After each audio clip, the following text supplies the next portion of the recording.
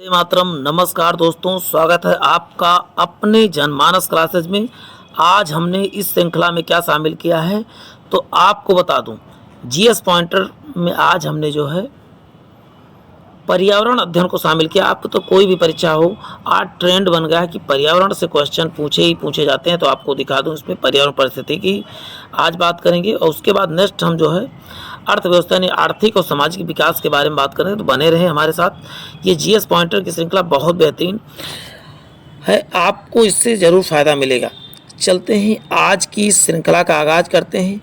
आपको बता दूं, ये 3 से 4 पार्ट में पूरा कंप्लीट कराया जाएगा। पूरा एक बहुत सिस्टमेटिक वे में पूरा चैप्टर वाइज जो है दिया गया है, तो इसको बहुत ध्यानपूर्वक आपको देखना है। आपको इसका जो है किसी भी एक शिक्षक एग्जाम की तैयारी या किसी भी एग्जाम की तैयारी कर रहे हैं तो ये सभी के लिए क्या होगा, आपके लिए जो है हेल्पफुल साबित होगा।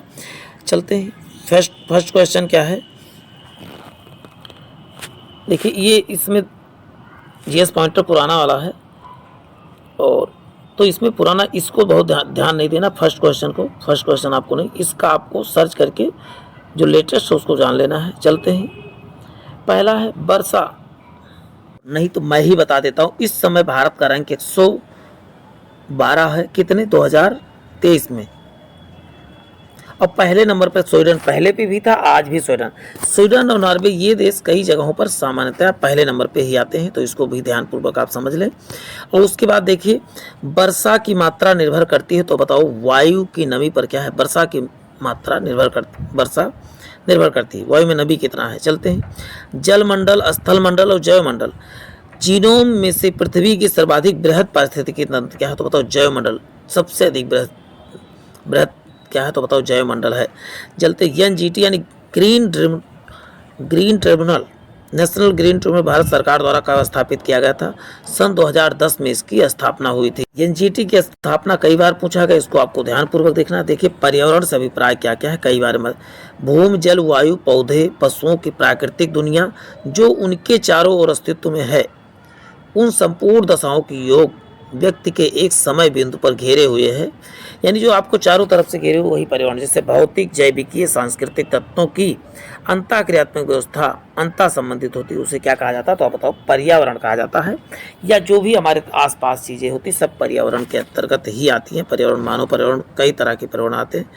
चलते हैं, पृथ्वी पर पाए जाने वाले भूमि, जल, वायु, पेड़ पौधे एवं जीव जंतुओं का समूह जो हमारे चारों ओर हैं, सामूहिक रूप से क्या कहलाता है, तो बताओ पर्यावरण कहलाता है। जो हमारे चारों तरफ घेरे हुए हैं उसे क्या कहते हैं, आप बताओ पर्यावरण कहलाता है। पर्यावरण किसी जीव के चारों ओर घिरे भौतिक एवं जैविक दशाएं उनके साथ अंतःक्रिया सम्मिलित करता है, उसे क्या कहा जाता है, तो बताओ पर्यावरण कहलाता है या पर्यावरण संरक्षण कहलाता। चलते हैं, और पर्यावरण संरक्षण अधिनियम कब आया था, तो बताओगे 1986 में। और ये किसके अनुसार, पर्यावरण संरक्षण अधिनियम के अनुसार ये परिभाषा दी गई है। 1986 को जो आया था उसे छाता विधान के नाम से, पर्यावरण संरक्षण अधिनियम को छाता विधान के नाम से भी जाना जाता है। ये चीज़ें आपको नोट करके रखना है, पॉइंट भी नोटेड।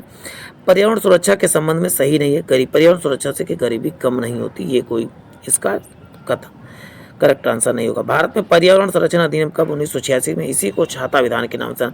पर्यावरण बनता जैवीय घटक, भू आकृतिक घटकों एवं अजैव घटकों सभी को मिला के क्या बनता है, तो बताओगे पर्यावरण बनता है।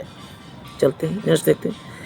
भारतीय पर्यावरण के कुछ कारक संसाधन के रूप में कार्य करते हैं और कुछ कारक कार्य करते हैं नियंत्रक के रूप में कार्य करते हैं।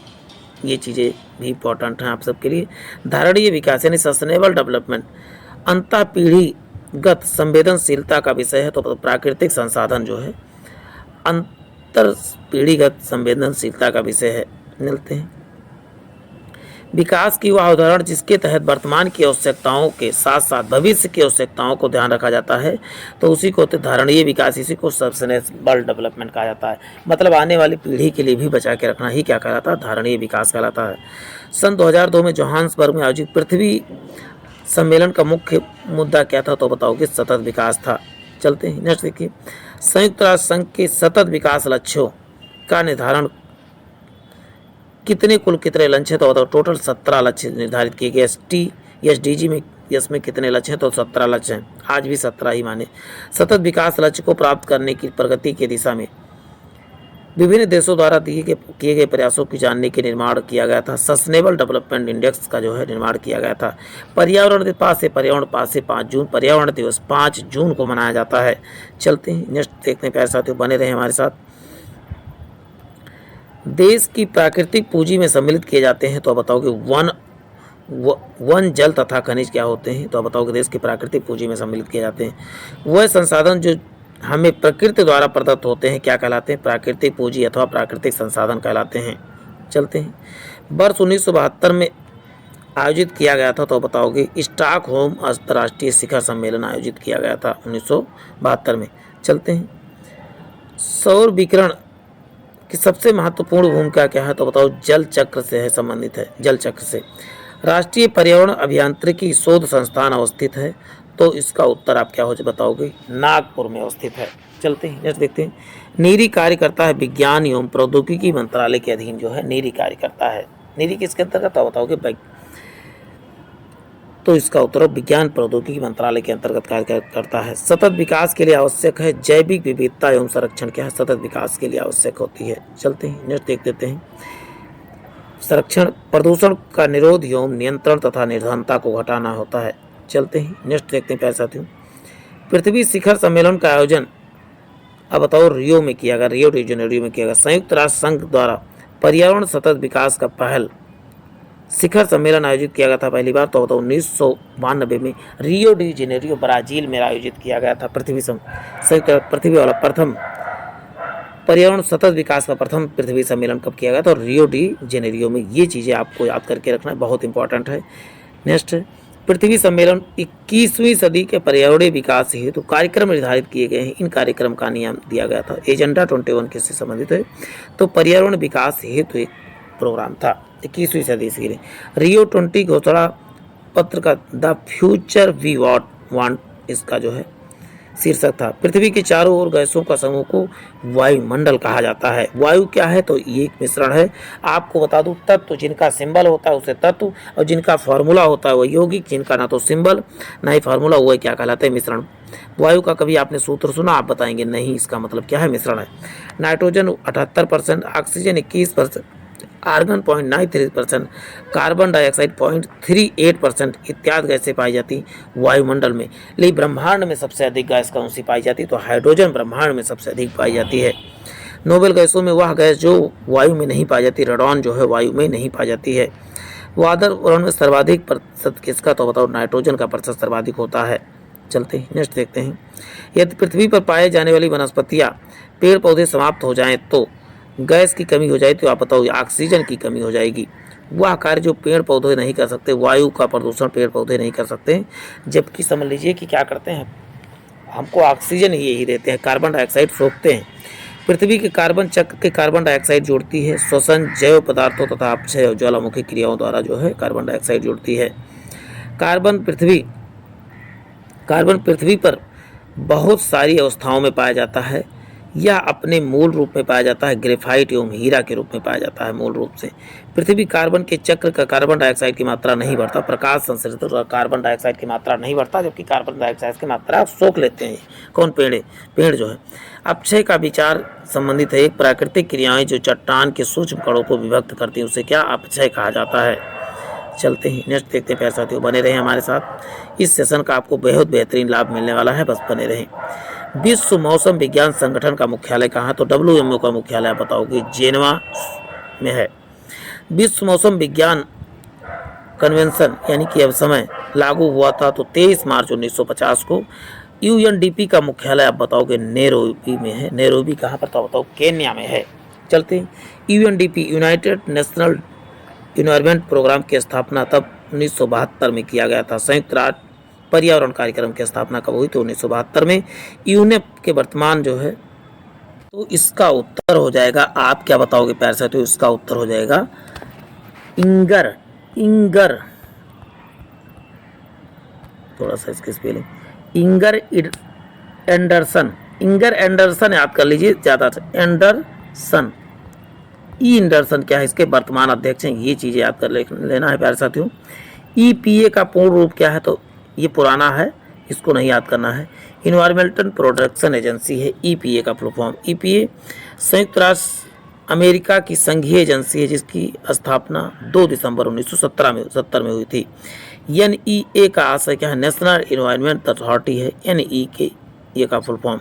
ग्रीन पीस इंटरनेशनल का मुख्यालय तो आप बताओगे एम्स्टर्डम में है। ग्रीन पीस मुख्यालय इंटरनेशनल का एक गैर सरकारी पर्यावरण संगठन में, सरकारी नहीं है, ये चीज़ आप। इको मार्क उन भारतीय उत्पादों पर्यावरण के मैत्रीपूर्ण उत्पाद को इको मार्क दिया जाता है। ब्यूरो ऑफ इंडियन स्टैंडर्ड 1991 दिया जा रहा है। तो इको मार्क प्रमाण पत्र को पर्यावरण अनुकूल उपभोक्ता उत्पादों को चिन्हित करने के लिए भारत सरकार ने आरंभ किया। तो अब बताओगे इको मार्क प्रारंभ किया गया था। चलते हैं नेक्स्ट देखें। धारणीय कृषि का अर्थ क्या है? भूमि का इस प्रकार प्रयोग करना कि उसकी गुणवत्ता क्या हो? बनी रहे, गुणवत्ता में कोई भी प्रभाव ना पड़े, इसे धारणीय कृषि कहा जाता है। भारत में टिकाऊ कृषि के लिए राष्ट्रीय मिशन चल रहा है, वर्ष 2014 से 15 के बीच चल रहा था। भारत में हरित कृषि का प्रारंभ करने वाला राज्य क्या है? तो बताओ पंजाब हरित कृषि प्रारंभ करने वाला राज्य है। चलते हैं नेक्स्ट देखते हैं। प्राकृतिक वनस्पति जलवायु की सही सूचकांक है। जल प्रिय पौधे आर्द्र जलवायु में पाए जाते हैं। तो AR दोनों सही है तथा R जो है A का सही स्पष्टीकरण भी है। नेक्स्ट है नगरीकरण एवं औद्योगिकरण की हानिकारक है। क्यों? संतुलित विकास के लिए, पर्यावरण परिस्थिति के लिए, जैव विविधता के संरक्षण के लिए जो है नगरीकरण औद्योगिकरण क्या है? हानिकारक है। राष्ट्रीय हरित न्यायाधिकरण 2010 में भारतीय संविधान के जिस प्रावधान के अनुरूप अधिनियमित हुआ था। तो आप इसका उत्तर आप क्या बताएंगे? स्वास्थ्य पर्यावरण अधिकार के अनुरूप अनुच्छेद 21 के अंतर्गत जीवन जीने के अधिकार के अंग को माना गया था। चलते हैं नेक्स्ट देखते हैं। प्यारे साथियों बने रहे हमारे साथ, और यदि कोई समस्या हो कमेंट बॉक्स या चैट बॉक्स में ज़रूर आप बताया करें, अन्यथा हमको कैसे पता चलेगा क्या समस्या है। तो अपनी बातें खुलकर रखें, हम उसमें नेक्स्ट वीडियो में ज़रूर सुधार मिलेगा। राष्ट्रीय हरित न्यायाधिकरण NGT के अध्यक्ष जो है इस समय भी जो है, तो ये भी इसके पहले थे, लेकिन अब कौन हो गए? तो आप क्या बताओगे प्यारे साथियों?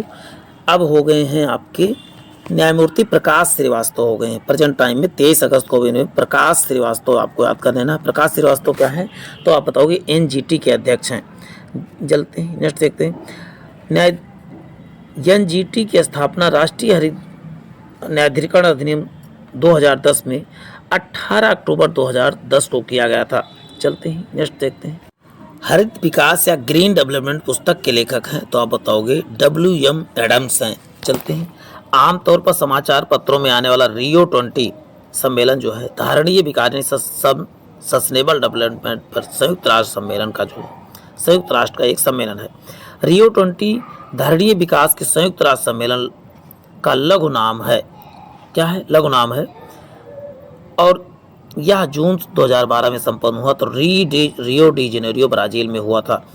अब पृथ्वी सम्मेलन +5 का आयोजन कब हुआ? तो 1997 में हुआ था। और उसके पहले पहला वाला कब हुआ था? तो बताओ 1992 में।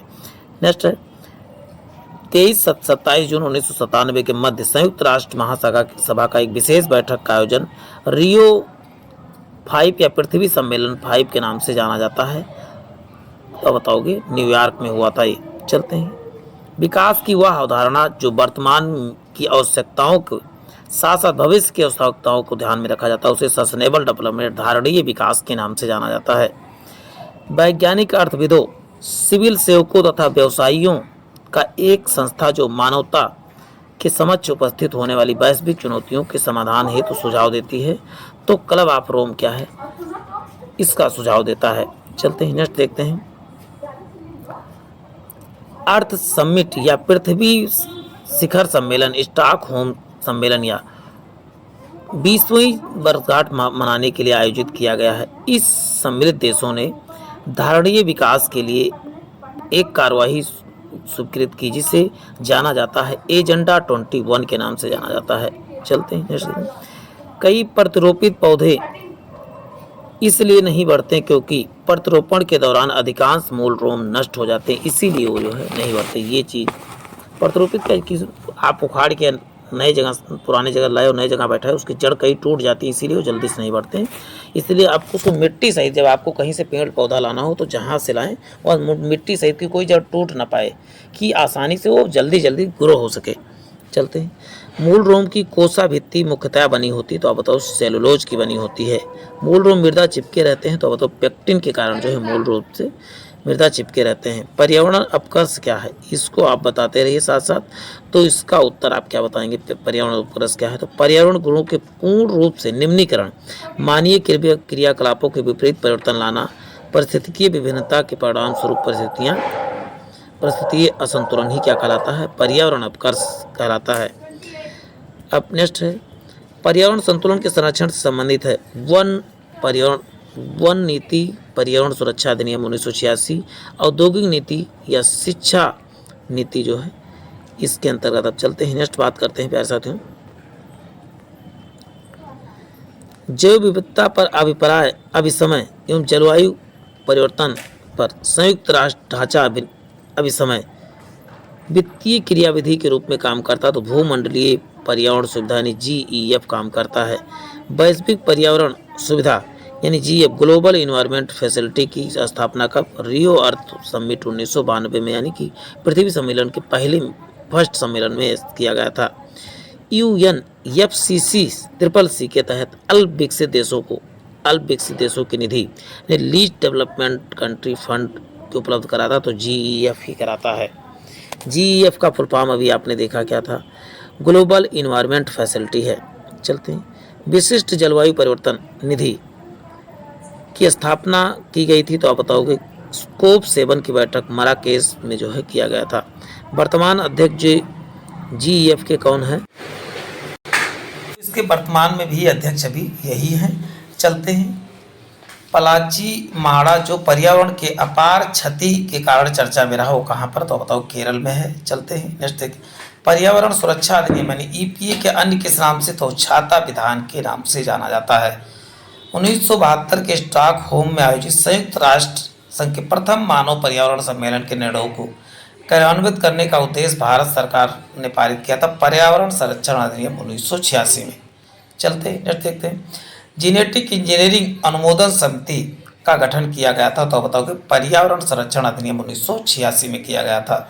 चलते हैं नेक्स्ट देखते हैं, जेनेटिक इंजीनियरिंग अनुमोदन समिति का नाम बदल दिया गया, आनुवांशिक इंजीनियरिंग समिति के शब्दों के स्थान पर जहां कहीं वो आते हैं शब्द क्या, आनुवांशिक इंजीनियरिंग आकलन समिति रखे जाएंगे। ये चीज़ आपको याद करके रखना है। चलते हैं नेक्स्ट देखते हैं, अपने वार्षिक सर्वेक्षण के परिणाम के रूप में नेशनल जियोग्राफिक सोसाइटी एवं अंतर्राष्ट्रीय मतदान कंपनी ग्लोब स्कैन ने ग्रीन डेक्स 2009 के स्कोर के तहत भारत के शीर्ष स्थान है।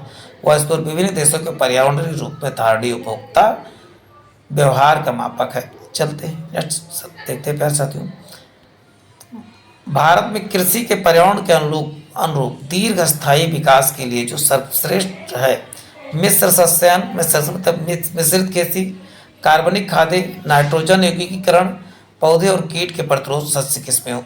चलते हैं नेक्स्ट देखते हैं प्यारे साथियों, नेक्स्ट है प्राकृतिक कृषि का अन्वेषक किसे, तो आप बताओगे मसानोबु फुकुओका को कहा जाता है। पर्यावरण संरक्षण के लिए ग्रीन आर्मी प्रारंभ किया था ऑस्ट्रेलिया ने। प्यारे साथियों नेक्स्ट हम कल जो है पारिस्थितिकी देखेंगे। वीडियो आने वाली वीडियो 40 से 50 मिनट की होगी।